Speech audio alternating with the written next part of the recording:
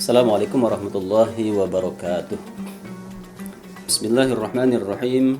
Alhamdulillahi rabbil alamin. Wassalatu wassalamu ala ashrafil anbiya wal mursalin Sayyidina wa maulana Muhammadin wa ala alihi wa sahbihi ajma'in. Rabbi shrah li sadri wa yassir li amri wahlul 'uqdatam min lisani yafqahu qawli, amma ba'd. Baik, pada kali ini kita akan membahas tentang hal-hal yang membatalkan puasa. Kali ini kita akan mengkaji kitab Fathul Qorib karya Syekh Al-Allamah Muhammad bin Qasim Asy-Syafi'i. Ada pada bab Kitabu Ahkamis Syiyam, di mana musannif menjelaskan hal-hal yang membatalkan puasa tersebut. Walladzi yuftiru bihi sha'imu 'asyratu asya'a. Kata musannif, dan yang membatalkan puasa itu ada 10 macam. Ahaduha wa thaniha ma wasala 'amdan ilal jawfi al-munfatihi aw ghairil munfatih kal wusuli min ma'mumatin ilar ra'si.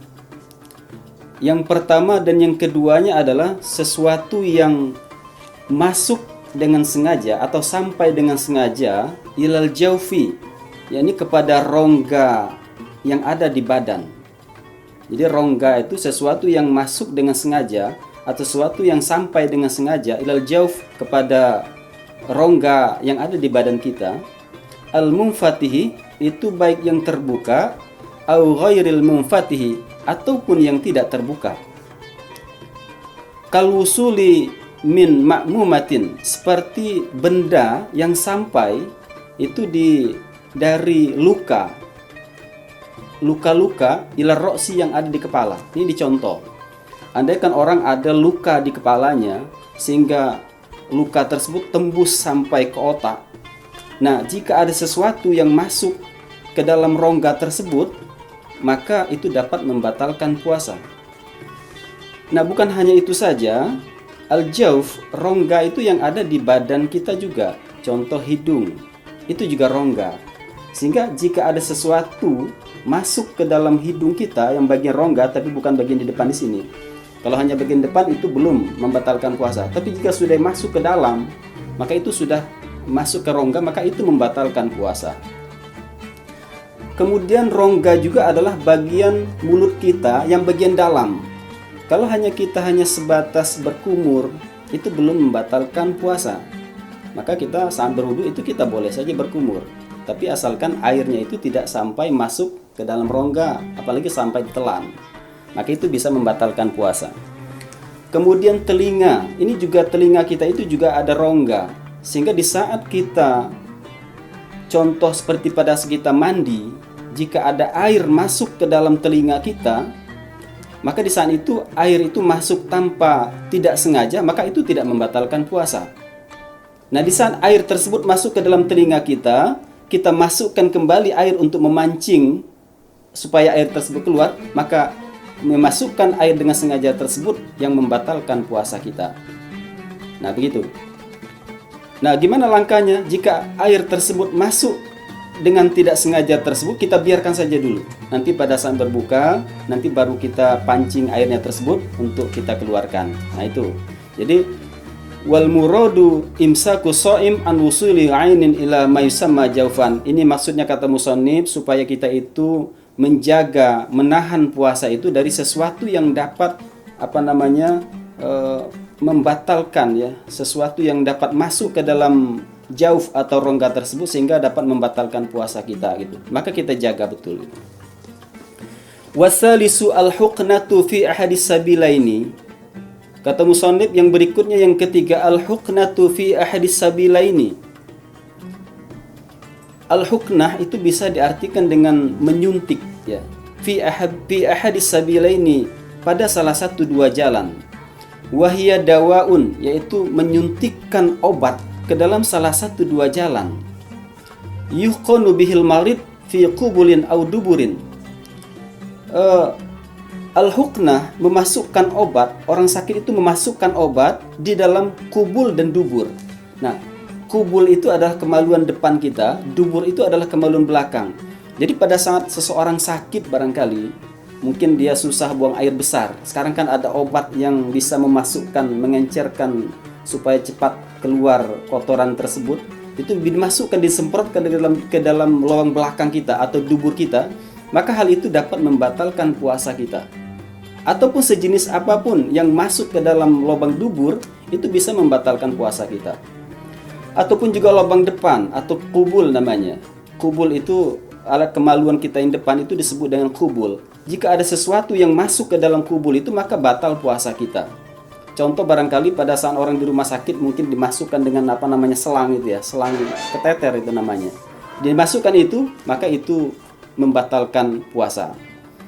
Sehingga apapun nanti yang masuk ke dalam lubang baik kubul ataupun dubur itu, nah itu termasuk bagian daripada yang namanya membatalkan puasa. Jadi itu kata musannif al-mu'abbar anha fil matani bisabilaini. Jadi bahasa as-sabilain, dua jalan itu ialah namanya kubul dan dubur gitu. Warrabi'u, yang keempat kata musannif al-qai'u amdan.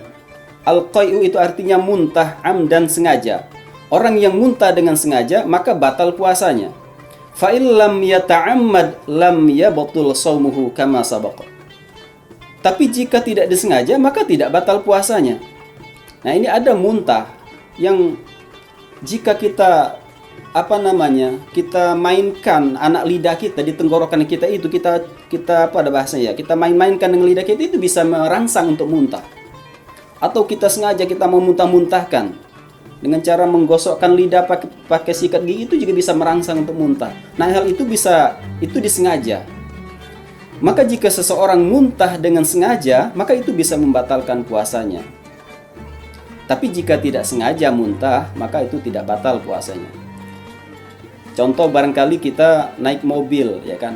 Pada saat di perjalanan karena mabuk mobil, maka muntah. Itu tidak sengaja. Tapi jika seseorang yang sudah jelas, seseorang itu jika dia naik mobil mungkin dipastikan dia akan muntah, maka orang tersebut dia juga di saat kondisi seperti itu, pada saat dia berpuasa sudah jelas ini kalau dia naik mobil jelas muntah, maka orang tersebut itu masuk dalam kategori sengaja muntah. Nah, bisa membatalkan puasa. Sudah jelas ya kan? Sudah jelas kalau dia naik mobil muntah tapi juga naik mobil gitu. Banyak orang, sebagian orang ada naik mobil itu dia tidak tahan ya, karena tidak tahan sehingga dia menjadi mual sehingga menjadi muntah gitu. Kemudian lanjut musannif wal khamisu al wata'u amdan. Yang kelima yang membatalkan puasa itu adalah al wata'u amdan. Wato itu wati atau wato artinya bersetubuh, bersenggama ya, jima. Amdan fil farji, pada kemaluan, farj. Fala yuftiru shaim bil jima'i nasiyan. Orang yang melakukan hubungan intim dengan sengaja, maka itu batal puasanya. Tapi kata musannif, tidak batal puasa orang yang jima itu nasiyan, karena lupa. Mungkin saja ada orang yang lupa ya kan. Dia pada siang bulan puasa, jima dia karena lupa. Tapi wallahu alam ini mungkin saja, tapi karena musannif menyebutkan barangkali ada seperti ini, ada orang yang lupa. Nah, orang yang sengaja berjima, orang yang sengaja jima pada siang bulan Ramadan, maka dia akan mendapatkan kifarat. Dalam hadis dijelaskan dan juga dalam fikih juga sudah dijelaskan, kifarat atau kafarat orang yang jima itu, pertama kalau dia sengaja maka dia akan berpuasa 2 bulan berturut-turut. Jika 1 hari saja dia lewat ya kan, misalnya baru puasa 15 hari, kemudian hari ke-16-nya stop, tidak puasa, maka kembali lagi ke awal. Itu dijelaskan dalam fikih seperti itu.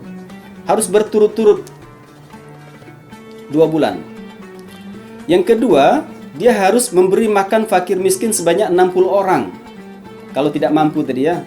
Yang ketiga, kalau dia tidak mampu memberi makan fakir miskin, dia harus memerdekakan seorang hamba. Ini pilihan.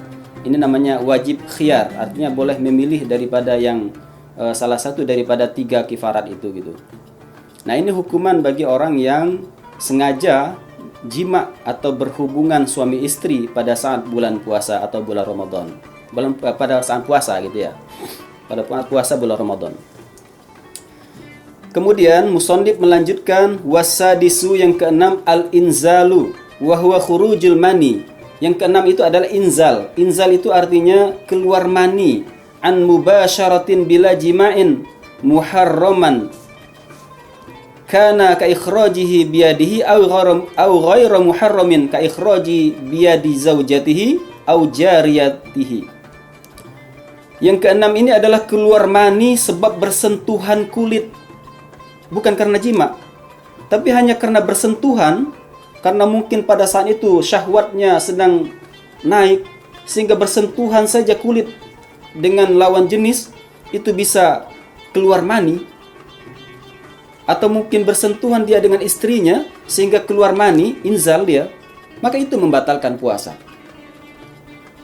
Muharraman kana ka ikhrajihi, baik itu yang diharamkan. Apa contoh yang diharamkan? Kana ka ikhrajihi biyadihi, seperti mengeluarkan maninya dengan tangannya sendiri, itu haram hukumnya. Nah, pada saat itu dia batal puasanya. Au ghairu muharramin, ataupun yang tidak diharamkan, artinya diperbolehkan. Boleh ka ikhrajihi biyadi zaujatihi, seperti mengeluarkan sperma atau maninya itu dengan tangan istrinya. Au jariyatihi, atau dengan budaknya juga boleh. Itu boleh. Tapi kalau sudah keluar mani, maka puasanya batal. Wahtaroza bimubasyaratin an khurujil mani bil ihtilami fala iftara bihi jazman. Kata musannif, mengecualikan dengan sebab bersentuhan daripada keluar mani tersebut bil ihtilami, dengan mimpi. Jadi kalau orang mimpi meskipun dia keluar mani, maka dia tidak membatalkan puasanya gitu.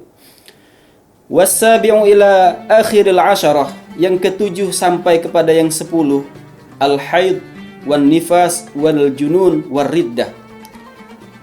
Haid, wanita yang haid maka batal puasanya, tidak sah dia berpuasa. Wan nifas juga demikian, orang yang melahirkan nanti. Wal junun, orang yang gila, itu juga pada saat dia berpuasa tahu-tahu dia gila, mungkin saja gila ayan itu ya, itu gila, maka dia batal puasanya. War riddah, orang yang murtad, pada saat dia sedang berpuasa dia entah itu dia tidak mengakui Tuhan atau mengingkari salah satu rukun Islam, itu namanya bagian daripada riddah, ya kan? Murtad, tidak mengakui Islam, ya, keluar daripada Islam.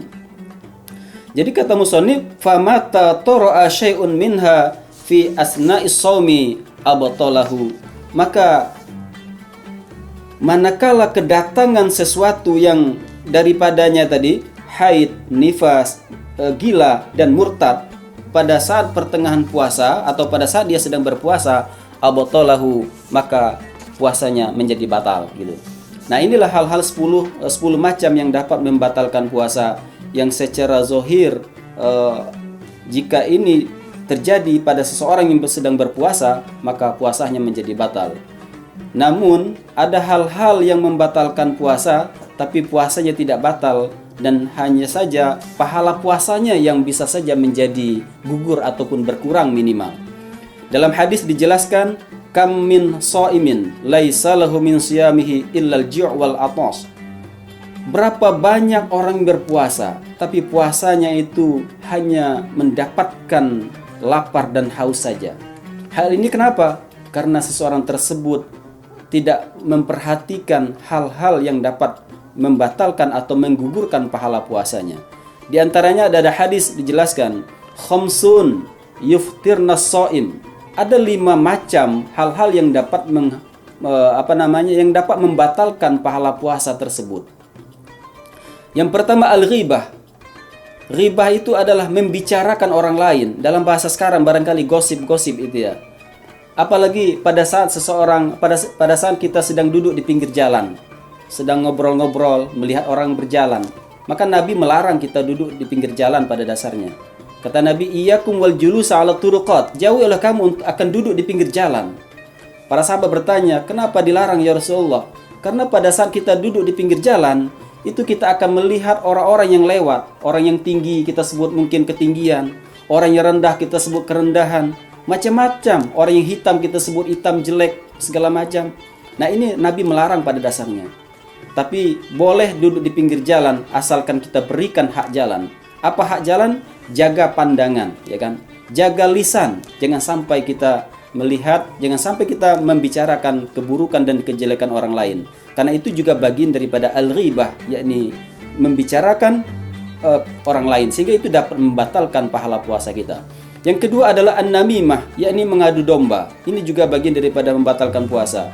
Yang ketiga adalah al-kadzib. Al-kadzib itu adalah dusta, pembohong, sehingga itu bagian daripada yang membatalkan pahala puasa. Kemudian yang keempat an-nazar bisyahwat, yakni melihat dengan syahwat. Nah, ini apalagi pada hari ini kita dengan berbagai macam tontonan baik di HP ataupun televisi, sehingga pandangan kita tersebut muncul syahwat, ya, keinginan-keinginan itu yang tidak baik, maka itu adalah dapat membatalkan pahala puasa kita. Yang kelima adalah wal yaminul kadzibah, yakni bersumpah palsu. Nah, inilah 5 macam hal yang dapat membatalkan pahala puasa kita. Ini mudah-mudahan dapat kita jaga supaya kita menjadi insan yang bertakwa sebagaimana yang diharapkan dalam Al-Quran, la'allakum tattaqun. Saya rasa ini saja, terima kasih atas segala perhatian. Selanjutnya kami menyampaikan bahwa IAI Nusantara Batanghari pada hari ini menerima mahasiswa baru. Oleh karena itu mari bergabung di IAI Nusantara Batanghari. Demikian, Assalamualaikum warahmatullahi wabarakatuh.